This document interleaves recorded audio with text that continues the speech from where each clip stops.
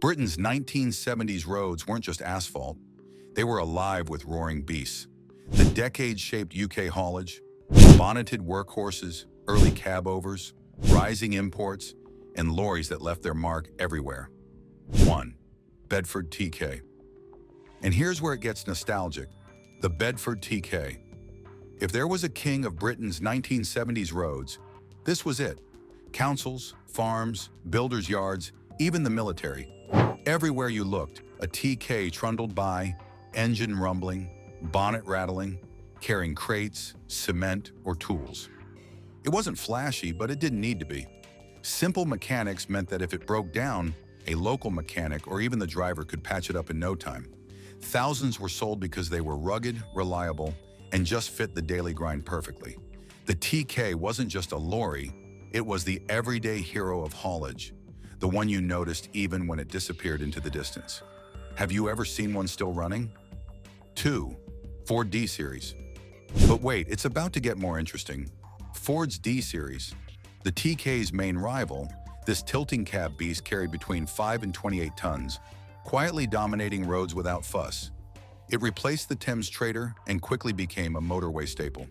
Drivers loved it for being predictable, solid, and endlessly practical. Nothing glamorous here, just a proper workhorse that could be trusted day in, day out. And the tilting cab? A small detail for mechanics, but it made life so much easier. Imagine watching one trundle past a roadside cafe. Nothing flashy, yet you knew it meant serious business. Did you ever ride in one as a kid? 3. Leyland Marathon, AEC/Leyland. This part blew my mind. The Leyland Marathon. Britain is trying to play with the big European long-haul players, bold and heavy, with engines built to roar across the continent.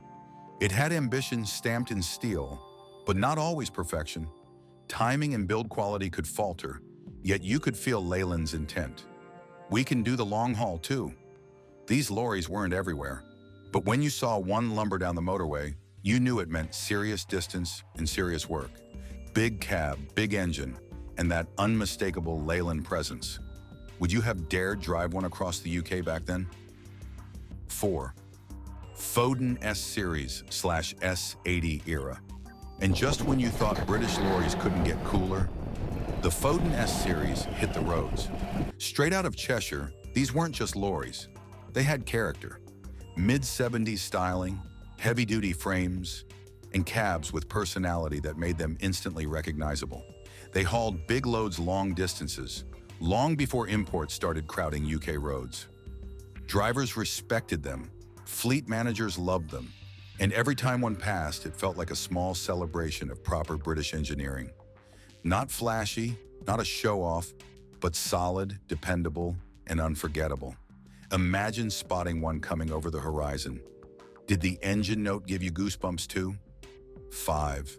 Scamel, Crusader, Contractor, Heavy Haul. And now brace yourself for sheer power.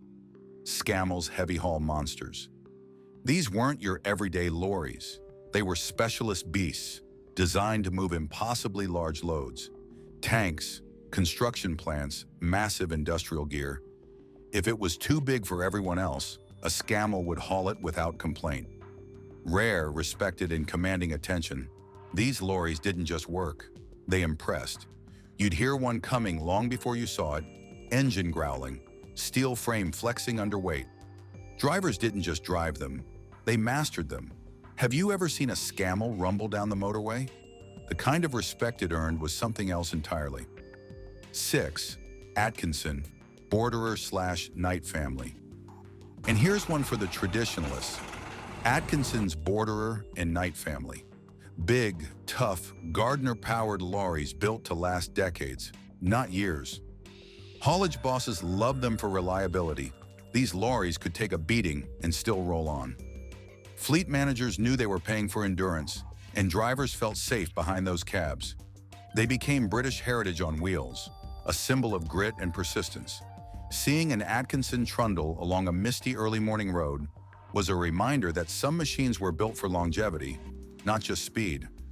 Would you have chosen one for your fleet back then? 7. AEC Mammoth Major/Mandator family. And now, the big guns, AEC's Mammoth Major and Mandator series. These were the heavy-duty classics of the 1970s. Cab-over rigs designed to carry massive tonnage with authority. You didn't see them everywhere, but when one appeared, you noticed.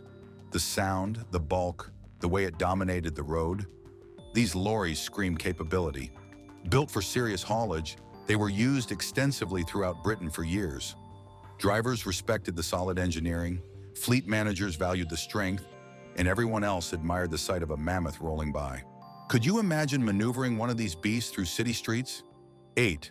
Commer, Shock, Dodge, space van, telecom vans, and medium lorries. But not every hero needed to be huge. Enter Commer's vans and light lorries. Later rebadged as Dodge, these vehicles were everywhere in the 70s, delivering parcels, telecom gear, and small freight. The space van and Commer lineage kept Britain moving in towns and cities, nimble and practical for urban work. They weren't as flashy as the big haul lorries, but their versatility made them indispensable. Fleet managers loved them, drivers appreciated them, and communities saw them daily on their streets.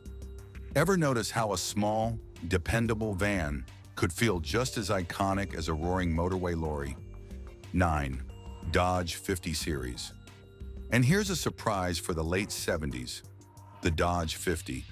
Born from Chrysler in our Commer roots, it filled that awkward space between a van and a lorry.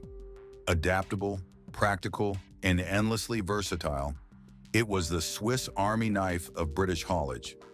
Need a chassis for a conversion? Done. Small freight? Handled. Construction support? Easy. Though launched right at the end of the decade, the Dodge 50 became a workhorse that fleets trusted immediately.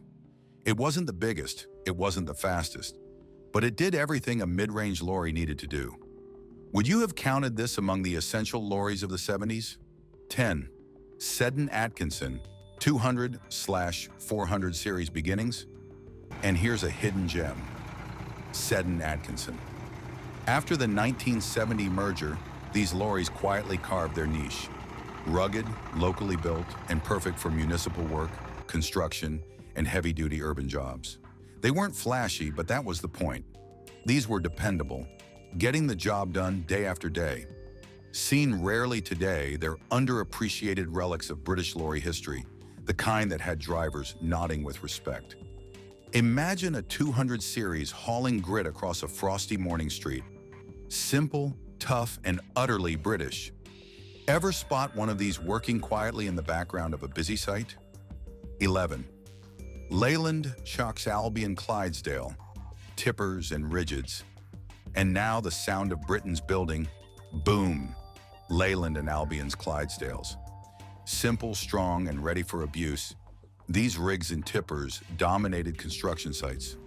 The rattling engines, clanging chassis, and dust-filled roads, they were part of the 70s soundtrack. Fleet managers loved their reliability. Drivers knew they could trust them under any load. Seeing one hauling concrete or bricks down a muddy lane was as British as tea and rain. It wasn't glamour. It was grit, muscle, and work ethic rolling on wheels. Could you hear one coming from a mile away? 12. Volvo F88/F89, F10/F12. But the 70s weren't just about homegrown steel. Swedish imports like Volvo changed the game. The F88 and F89 made their mark with modern cabs, stronger engines, and driver comfort that local lorries struggled to match. By the late 70s, the F10/F12 range cemented Volvo as a motorway favorite. Haulage companies started switching loyalties, and long-distance drivers began singing praises of the smooth ride. These weren't just lorries. They were a lesson in design and efficiency. If you were on a UK motorway in the 70s, chances are you spotted a Volvo quietly reshaping expectations. And just when drivers thought they'd seen it all, the Volvo's presence changed how the whole industry thought about comfort and performance. Long hauls felt easier, deliveries more reliable, and competitors suddenly had to step up. It wasn't just a lorry, it was a quiet revolution on wheels, reshaping UK roads forever. 13. Scania 110/111 era. and then came the Nordic grinders. Scania's 110 and 111 series. These lorries weren't just imported vehicles, they were a statement. High-powered, tough, and built to last, they made British drivers sit up and take notice. Fleet managers marveled at the reliability. Engineers nodded at the solid build, and drivers loved the cab comfort that made long hauls a little less punishing. Unlike many local lorries of the era, the Scania brought a smooth ride and raw power that changed expectations. You didn't just see one of these on the motorway, you felt it. The growl, the sheer presence, the sense that this lorry meant business. Scandinavian design pushed British haulage into a new era, forcing local makers to rethink comfort, engines, and endurance. Imagine spotting one rolling over a hill on a rainy morning, instantly commanding respect. Have you ever wondered why Scandinavians set the bar so high for UK lorries back then? 14. Dodge 100 Commando. And here's a versatile legend.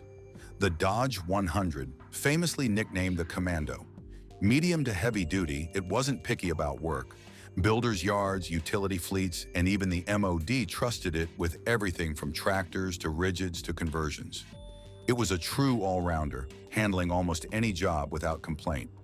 There was a practical elegance to it, simple, dependable, and unmistakably British in character.